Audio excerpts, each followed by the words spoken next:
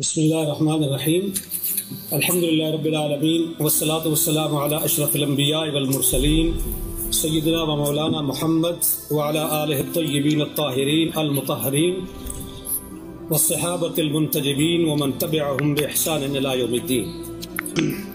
فدق کا جو قضیہ ہے یہ تاریخ کا نہیں ہے، یہ پیغمبر کی جائیداد اور نبی اکرم کی بیٹی اور پہلے خلیفہ کے درمیان ایک قضیہ ہے، اور ہمارے لیے رہنما کتاب جو ہے وہ کتاب اللہ ہے، بنیاد جو ہے وہ قرآن ہے۔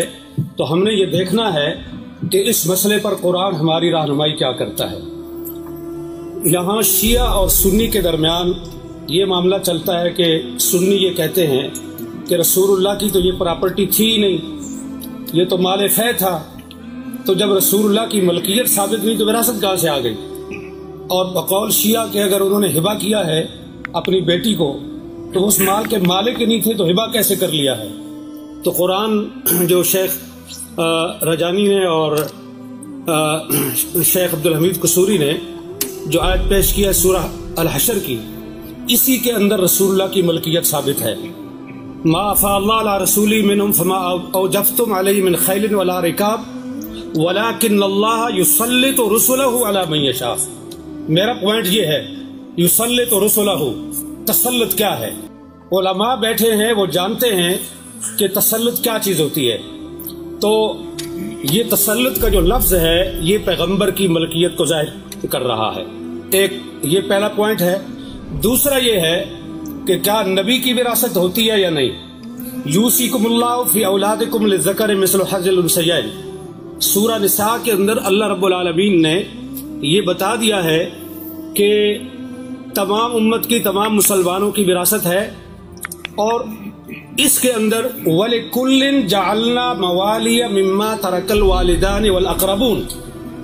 وَلِكُلٍّ، یہاں وَلِكُلٍّ کا جو لفظ ہے یہ میرا پوائنٹ ہے کہ ہر ایک کے لیے ہم نے وراثت مقرر کی ہے، وراثت کا قانون ہم نے طے کر دیا ہے۔ اب یہ چاہیے کہ رسول اللہ کی اگر وراثت نہیں ہے، وہ اس وَلِكُلٍّ جَعَلْنَا کے اندر شامل نہیں ہیں، تو قرآن کو بتانا چاہیے، کوئی ایسی ہونی چاہیے کہ جس کے اندر رسول اللہ کو مستثنیٰ کیا گیا ہو کہ ساری امت کی وراثت تو چلے گی قرآن کے اس قانون کے مطابق، لیکن پیغمبر کی وراثت نہیں ہوگی، اس کی نہیں چلے گی۔ تو لہٰذا قرآن کریم کے خلاف ہے یہ چیز کہ رسول اللہ کی وراثت نہیں تھی، اور قرآن نے ان کو یہاں سے خارج نہیں کیا۔ اب حضرت ابو بکر رضی اللہ عنہ نے حضرت فاطمہ کے کلیم کو رد کرنے کے لیے جو روایت پیش کی، بخاری میں بھی ہے، مسلم میں بھی ہے، دوسری تمام شیعہ کتابوں میں بھی ہے اور سنی کتابوں میں بھی، اس کے اندر 3 پوائنٹ ہیں۔ ابھی دونوں علماء نے، دونوں اسکالرز نے وہ حدیث پیش کی ہے، میں اس کی تفصیل میں نہیں جاؤں گا، وقت کم ہے۔ اس کے 3 اجزاء ہیں۔ پہلا جز یہ ہے کہ انبیاء کسی کے وارث نہیں ہوتے، یعنی وہ اپنے والدین کی وراثت نہیں لیتے۔ دوسرا پوائنٹ یہ ہے کہ انبیاء کی وراثت نہیں ہوتی، ان کا کوئی رشتہ دار اور ان کے کوئی قریبی جو ہیں عزیز وہ ان کی وراثت نہیں لے سکتے۔ اور تیسرا پوائنٹ یہ ہے کہ جو کچھ انبیاء چھوڑتے ہیں وہ صدقہ ہے۔ اب یہاں سوال یہ ہے کہ انبیاء کی وراثت نہیں ہوتی، تو رسول اکرم صلی اللہ علیہ وآلہ وسلم نے اپنے والد گرامی حضرت عبداللہ بن عبد المطلب کی وراثت لی ہے۔ اس میں 3 چیزیں تھیں۔ ایک وہ ان کا مقام تھا جو ان کا آبائی مقام تھا، دوسرا ام ایمن جو لونڈی تھی، اور تیسری چیز جو ہے وہ تلواریں اور اونٹنی تھی۔ بعض کہتے ہیں ایک سے زیادہ اونٹ تھے، بعض کہتے ہیں ایک تھے، چلو ایک ہی صحیح، ہم ایک ہی پر اتفاق کرتے ہیں۔ تو یہ وراثت تھی رسول اللہ کے والد کی۔ رسول اللہ نے یہ وراثت اپنے والد سے لے لی، تو یہ کیسے وہ کہہ سکتے ہیں کہ انبیاء وراثت نہیں لیتے؟ آپ بچپن میں وراثت لے چکے اور نبوت ملنے کے بعد آپ نے کہا ہم کسی کے وارث نہیں ہوتے۔ یہ دونوں باتیں ایک دوسرے کے متضاد ہیں، یہ قول اور یہ عمل، یہ دونوں ایک دوسرے کے خلاف ہیں۔ تو رسول اللہ نے اپنے والد کی وراثت لی ہے، لہٰذا یہ بات درست نہیں کہ انبیاء کسی کے وارث نہیں ہوتے۔ دوسری چیز ہے کہ انبیاء کی اولاد جو ہے اس کی کوئی وارث نہیں ہوتی، وہ وارث نہیں ہوتی، تو وہ وارث سلیمان و داؤد۔ اور حضرت